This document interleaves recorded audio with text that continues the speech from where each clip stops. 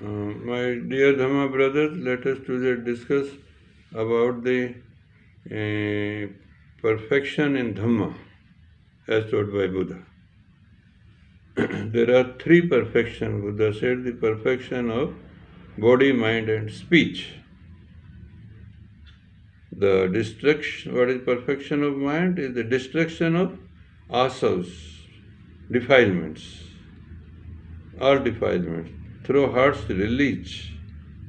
The release by insight, which is free from asavas, having attained it abides therein. This is called perfection in mind. What are the perfections? Subhuti. And then there is perfection of giving. Here, Bodhisattva, his thoughts associated with the knowledge of all modes, gives gifts, inward or outward things, and having made them common to all beings, he dedicates them to supreme enlightenment. And also others he instigates there too. What is Bodhisattva's perfection of morality? He himself lives under obligation of the 10 ways of wholesome actings, and also others he instigates there too. What's Bodhisattva's perfection of patience? He himself becomes one who has achieved patience, and others also he instigates to patience.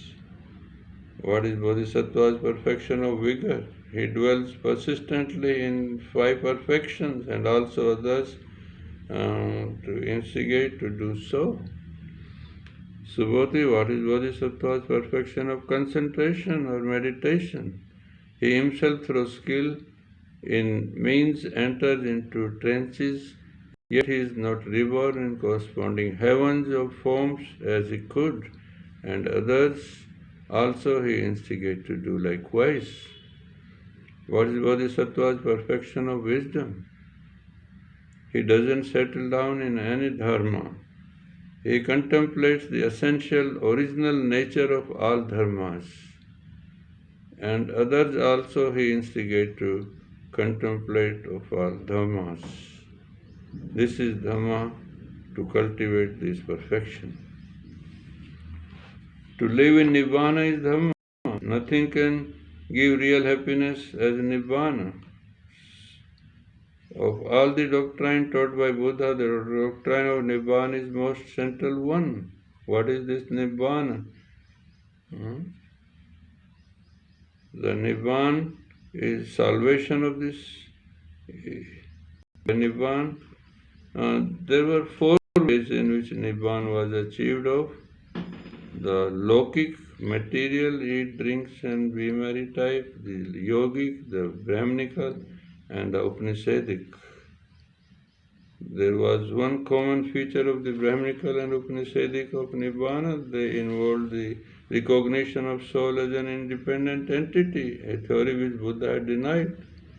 Buddha had therefore no difficulty in rejecting the Brahminical and Upanishadic teaching of Nibbana. The Lokic concept of Nibbana was too materialistic to appeal to Buddha. It means nothing but satisfaction of man's animal appetites. There was nothing spiritual in it. To accept such a concept of Nibbana, the yogic concept of Nidbban was purely temporary state. Happiness was negative. The Buddha's concept of Nidbban is quite different. Of this, happiness of sentient being as distinct from the salvation of the soul is one. The second idea is happiness of the sentient being is in samsara while he is alive. But the idea of the soul and salvation of the soul after death are absolutely foreign to Buddha's concept of Nibbana. All things of bhikkhu are on fire, and persist all these things which are fire. The bhikkhu is on fire, forms are on fire, the eye consciousness is on fire, impressions received by the eyes are on fire. And with what of these on fire, with the fire of passion, I say, with the fire of hatred, with the fire of infatuation, with birth, old age, death, sorrow, lamentation, misery, grief, and desire, they are all on fire. How Nidbban can gain happiness? What is the next question which called for explanation? The common notion is that man is unhappy. Unhappiness is the result of greed. Greed is the bane of the life. This is Buddha has made clear in a sermon. That the low brothers, furious with anger, those blinded with delusion, with blind, overwhelmed with mind, enslaved, man reflects their own misfortune. If our greed, anger, delusions are done away, men reflect neither upon their own misfortune nor mental suffering. Thus, brother, Nidbban visible in this life and not merely in the future.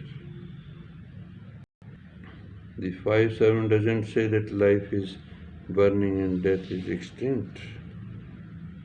Nidbban means release from passion. What is the aim of it? Rooted Nibbana. Rather, the righteous life is lived. Nibbana is its goal, Nibbana is its end. May you be happy.